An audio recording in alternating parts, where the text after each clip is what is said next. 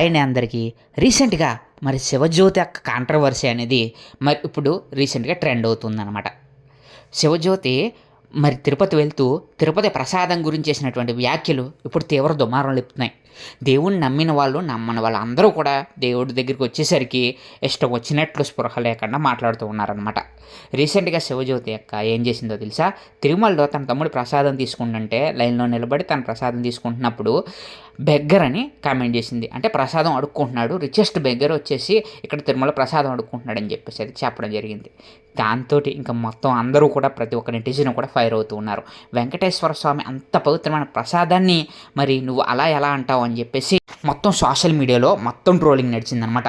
So 'Shivajyothi' చేసిన తప్పు అని చెప్పగానే వెంటనే 'శివజ్యోతి' వీడియో రిలీజ్ చేసి తను చేసిన తప్పు అని చెప్పి క్షమాపణ వీడియో అయితే చెప్పడం జరిగింది.